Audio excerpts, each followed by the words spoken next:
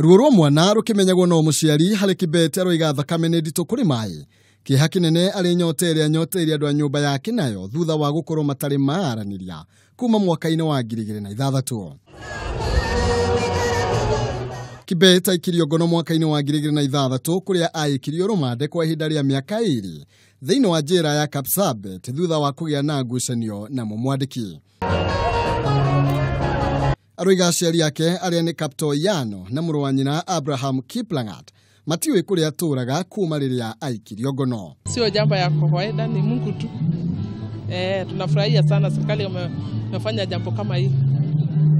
A remote parenting day or family day, and the theme of today is basically to unite inmates with their families.